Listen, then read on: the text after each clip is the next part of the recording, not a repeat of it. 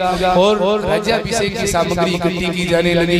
सब अयोध्या के नर नारी बड़े प्रसन्न हैं। जब अयोध्या के लोगों ने सुना कि कल राम को गद्दी मिलनी है, हमारी भगवान राम गद्दी पर बैठने वाले हैं, और सब लोग बड़े प्रसन्न हैं, गीत गा रहे हैं, यंत्र वाद्य यंत्र बजा रहे हैं, और अयोध्या की गली गली में लोग नए नए वस्त्र पहन करके नृत्य कर रहे हैं कि राम का कल राज्याभिषेक होने वाला है, राम और जानकी जी कल राज सिंहासन पर बैठने वाले हैं। सब लोग उत्सव मना रहे हैं, नाच रहे हैं, गा रहे हैं, और ऊपर सारे देवता रो रहे हैं। अयोध्या में सब नाच रहे हैं और ऊपर देवता रो रहे हैं। क्यों? बोले राम गद्दी पर बैठ गए और राम राजा बन गए, तो फिर ये रावण हमें रोज ऐसे ही पानी बरसाता रहेगा, ये हमारी नौकरी कब खत्म होगी? तो सारे देवता परेशान थे रावण से।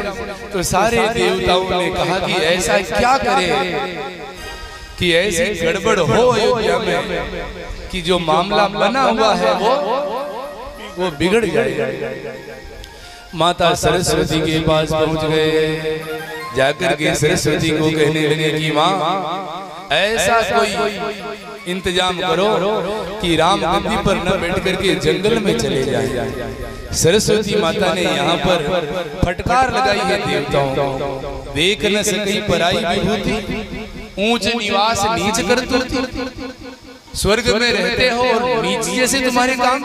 अरे राम गद्दी पर बैठ रहे हैं, सब लोग नाच रहे हैं, नाचता देख नहीं सकते हो तो अपने घरों में बैठे रहो। जहाँ राम राज्याभिषेक होने वाला है वहां पर तुम टांग अड़ाने की कोशिश कर रहे हो। पूरे अयोध्या के लोग कितने सालों से इस समय की प्रतीक्षा कर रहे हैं, आज ऐसा अवसर आया है और तुम मामले को बिगाड़ना चाहते हो। बहुत फटकार लगाई है सरस्वती माता देवताओं, परंतु देवताओं ने हाथ जोड़ करके कहा कि माँ भगवान राम राजा बनकर के सुख भोगने नहीं आए हैं धरती पर। रावण इस अत्याचार कर रहा है, और जब भगवान राम वन में नहीं जाएंगे तो रावण की समस्या का समाधान होने वाला नहीं। सारी बात सुनाई और ऐसा पढ़ाया समझाया सरस्वती माता को कि सरस्वती माता मान गई। और सरस्वती माता आ गई अयोध्या में, और अयोध्या में आकर के सरस्वती माता घूमने लगी, आकाश मार्ग में विचरण करने लगी। अयोध्या में ऐसा कौन सा आदमी है जिसकी बुद्धि बिगाड़ूं और अयोध्या का सारा मामला फेल हो जाए? ऐसा कौन फिर विचार करने लगी जिस व्यक्ति का जन्म अयोध्या में हुआ हो, जिसने सरयू जी का जल पिया हो, उसकी बुद्धि बिगाड़ना मेरे बस की बात नहीं है। जिसने अयोध्या का जन्म पिया हो, जिसने अयोध्या में जन्म लिया हो, उसकी बुद्धि में बिगाड़ नहीं सकती, इतनी मेरी पहुंच नहीं है। तो खोजने लगी कि अयोध्या में ऐसा कौन सा आदमी है जो अयोध्या में रहता था लेकिन अयोध्या का ना हो, अयोध्या में जिसका जन्म न हुआ हो और वो अयोध्या में रहता हो। ऐसा कौन है जिसकी बुद्धि बिगाड़ू और जिसकी बात राजभवन के लोग भी मानते हो? ऐसे व्यक्ति को सरस्वती माता खोजने लगी और बहुत देर तक खोजा, तब एक व्यक्ति ऐसा मिल गया कि ये अयोध्या में रहता है, राजभवन में रहता है, और इसकी कुछ चलती भी है, और इसने न तो सरयू जी का जल पिया है, न अयोध्या में जन्म लिया है, और अभी राज परिवार में बैठा हुआ है। और एक व्यक्ति दिख गया, कौन?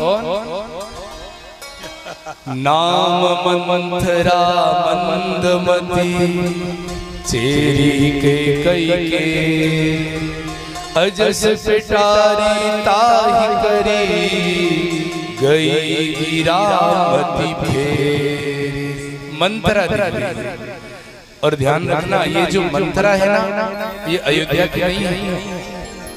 ये मंथरा केकई माता के साथ दहेज में आई दासी, गिफ्ट में आई दासी है और दहेज में आई। और हमेशा ध्यान रखना, ये जो दहेज का आइटम जो होता है बहुत खतरनाक होता है, बहुत दुष्प्रभाव पड़ता है। देखना अभी ये जो दहेज का आइटम आया है अयोध्या में, ये कितना ये बिगाड़ा करता है। इसलिए हमेशा इस मंत्र को सोच करके रखें कि हमें दुल्हन चाहिए, दहेज। क्योंकि दहेज का जो आइटम होता है बहुत खतरनाक होता है प्यारे। लोग मांगते हैं दहेज कितना दोगे, क्या क्या दोगे, बोले हमारी तो इतनी है, तब तो नहीं हो पाएगा, ये तो देना ही पड़ेगा। और जो लोग दहेज मांगते हैं समझ लेना वो पुरुष नहीं, वो नपुंसक है। जो नपुंसक होते हैं ना वो दहेज मांगते हैं, क्योंकि वो खुद कमाना नहीं चाहते। बहू आई है इससे खुश नहीं होते हैं, बहू लाई क्या क्या है वो देखते हैं, वो बहू को नहीं देखते, बहू के पीछे सामान कितना आया है वो देख रहे हैं। तो समझ लेना वो मानव नहीं, वो दानव है, वो राक्षस है, वो नपुंसक है। जो दहेज के ऊपर बात करते हैं, दहेज लेते हैं, इसलिए दहेज लेना हमेशा बंद करें। दहेज का आइटम बहुत खतरनाक होता है प्यारे, क्योंकि और एक बात आप हमेशा समझ लें, और आप लोग जानते हैं आपके बच्चे को विवाह में यदि 10 लाख का भी दहेज मिल गया और आज उस 10 लाख को लेकर के आप खुश हो गए, तो क्या उस 10 लाख से तुम्हारी गृहस्थी चल जाएगी? आपकी गृहस्थी आप जो कमा करके लाओगे उससे आपकी गृहस्थी चलेगी। उस दहेज के सामान से, दहेज के पैसे से तुम्हारा घर नहीं चलने वाला, वो तो ऐसे ही जाएगा जैसे आया है। इसलिए दहेज को मांग करके और दहेज को लेकर के कभी खुश मत होना। आज ये दहेज का आइटम आया है, देखो क्या करता है।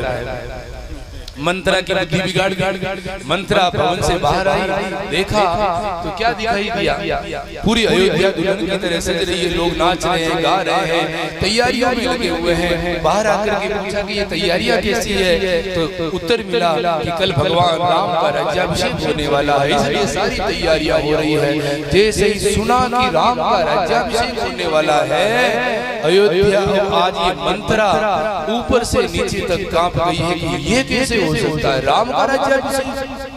दौड़ती हुई अंदर आई है और आकर के नारी चरित कर ढा रही आंसू, आकर के कैकेयी माता के सामने रोने लगी, आंसू गिराने लगी।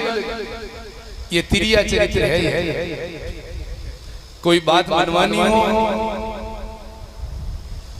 और ऐसा कोई गंभीर मामला हो कि ऐसे तो ये आदमी मेरी बात मानेगा नहीं, इसके सामने थोड़ा रोने का नाटक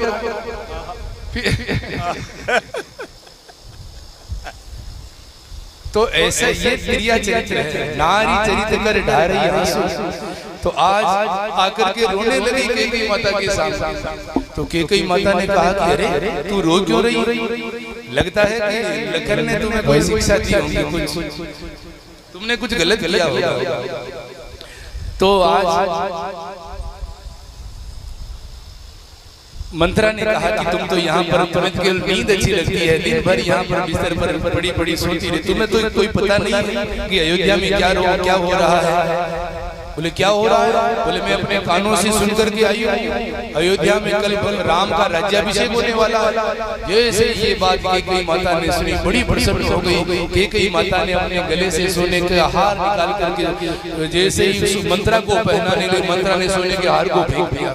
तेरी बुद्धि पर पत्थर पड़े, तो रानी है, तेरे में अकल नहीं क्या?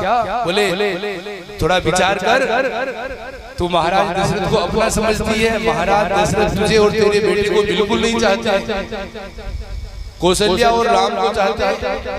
इसीलिए कौशल्या माता कितनी चतुर है कि कौशल्या माता ने तेरे पुत्र भरत को तो अपने ननिहाल भेज दिया और मौका दे दिया कि भरत ननिहाल गया है, तब तक अपने बेटे का राज्याभिषेक करा ले, ये संपत्ति अयोध्या की अपने बेटे को दिला ले। और मैं कहती हूँ उसे कान खोल करके सुन लेना, जो मैं सुन करके आई हूँ उस बात को तू सुनेगी ना, तेरे पैरों तले जमीन खिसक जाएगी।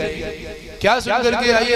बोले मैंने ऐसा अयोध्या में सुना है कि कल यदि राम का राज्याभिषेक हो गया तो तू और तेरा बेटा भरत, तुम दोनों के लिए एक ही काम रहेगा, या तो तुम जेल की हवा खाओगी या तुम कौशल्या माता की दासी बनकर के सेवा करोगी और भरत राम का दास बनकर के सेवा करेगा। तुझे यदि कौशल्या की दासी बनकर के एक दासी का जीवन जीना है